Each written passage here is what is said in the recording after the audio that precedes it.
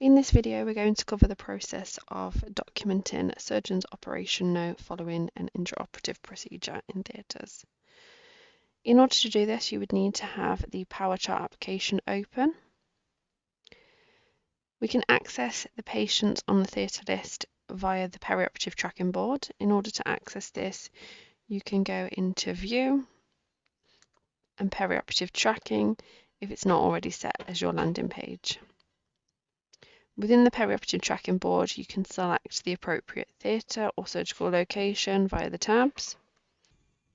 We can see here we have a patient in Main Theatre 9. This is our test patient for today, and the procedure's been completed and they've been discharged from recovery. In order to enter the patient record, we would select the patient and we would double click on the blue arrow to the left. So once we've entered the patient record, our landing page would be on the doctor's view. And there are various end pages within the doctor's view. It would be set to surgeon. So just to explain the difference between the operation note and the operation note summary. The operation notes contains more components. This can be used for those who haven't already got an operation note template and or for newly qualified, just to work through the different components just to see what components would make up the operation note.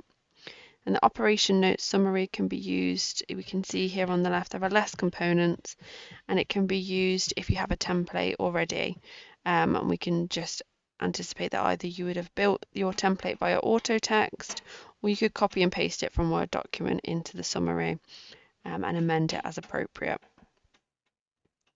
So for the operation note, we can see that the first component that we have on the left is the procedures. So once we click on a component, and we can navigate going top to bottom, or we can jump to a section, and every time that we are on a section we can see there is a little blue tab by it just to tell us where we are. But if we start in the first component, which is procedures, we can see that there's no procedures, and to add a procedure we need to click the plus button. Once we select the button, we can see there's a section that pops up saying, do we want to add a procedure to this visit or for history? So we're going to add a procedure to this visit, and the search field now is activated, and within the search field we can type in the procedure completed. So once we type in a word, we can see there's various options and the coding behind those options. So we can say biopsy of lip, for example. We would select that option, and that will now drop into the procedure section. If we wanted to add more, we can do. So if we wanted to add a second procedure that occurred on this visit, and this would also drop into the procedures section. So the next section or next component is indication for surgery. This is a free text field, so we can start typing into here our indication for surgery. Once we've typed in whatever we needed to for indication for surgery, we can hit the save bar. We can of course add auto text into here, so if there's an auto text that's been built into the system, for example uncemented total hip replacement, we would type in our shortcut and select the auto text. This will then populate into the appropriate section that you've selected, and you can amend it if appropriate. Save that. Our next section is findings. Again, free text, so we could type in any findings. We would then save it, and we would then select technique.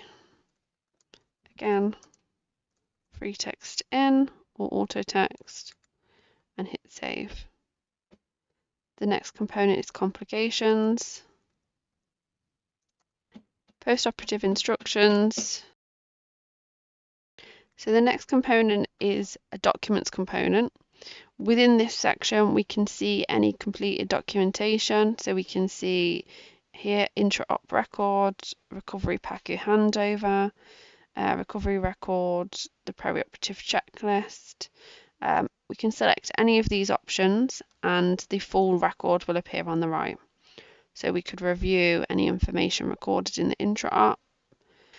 The next section is specimens. So if any specimens have been taken, we can record it here. We would also need to request the specimens for the theatre staff to be able to pull them off, and that will be a separate video. Next section, intentionally retained items. We also have implant history, so if any implants have been recorded within the cases, we can see them here. You can change between active, and explanted, and inactive here on the filter. Clinical images, so if we've added any clinical images, we will be able to see them here. Or you can add some clinical images via the add button, and there is a video on how to add clinical images which is covered separately. The next component is new order entry. So if we need to search for any medication, any orders, lab requests, any additional procedures, etc., that would be done via here. And the final component is the order profile, and this just shows anything that's been requested and the status. And then finally we have a create note section, and here we've selected that it's an operation note, but we can select an other note, but because we are creating an operation note, we would select this button just to formulate all of our documentation into a document. So here we can see the summarized version of the operation note. We can see the patient details. If any surgeons were recorded in the intra-op doc, we would see that here. Anesthetic type and anaesthetist would be recorded here from the anesthesia documentation. We can see here on our indication for surgery free text box, we've added all this information. We can see here the procedures that we selected that were performed.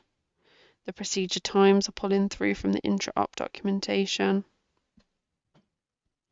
Operative findings, technique, complications. These are all the free text fields that we've populated. We don't have any tagged images. Post-operative instructions have pulled through. Any of our estimated blood loss that's been recorded against the patient records pulled through. And if we've entered a tourniquet in theatres, this is pulled through from our theatre documentation. Our specimens and intentionally retained items have pulled through from our free text fields. And our implanted devices, this is pulled through from our intra-op record. So we would review the information. We can amend some of the information, for example. And once we're happy, we would hit sign and submit. And on the pop-up, we would hit sign. If we now return to the document section and refresh the page, so if we select the document section, we can now see within our documents that there is an operation note. We select this, our operation note appears to the right. This is also visible in the patient documentation section of the record. So if we select documentation, we can also see the document here. If we click on it, it will appear to the right. If we return to the doctor's view and we look at the operation note summary, just to show you the difference. Obviously we've entered procedures, but if we hadn't used the operation note and we decided to use the summary, we would then go in and add a procedure in here as we've done before. And it would then appear in the procedures section.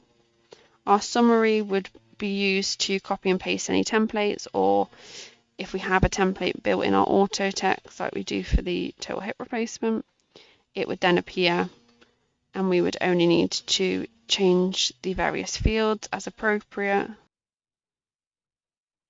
and then scroll down to the next component.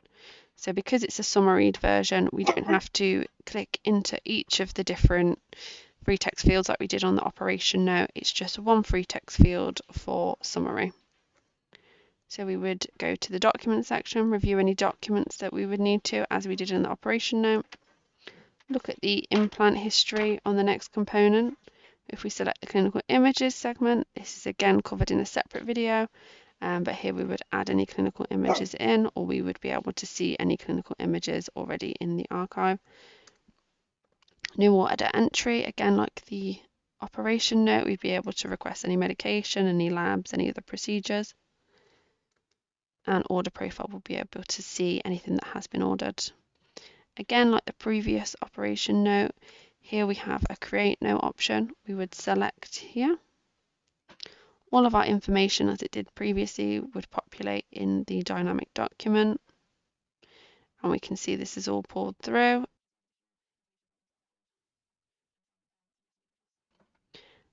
As we've done previously, we would sign and submit.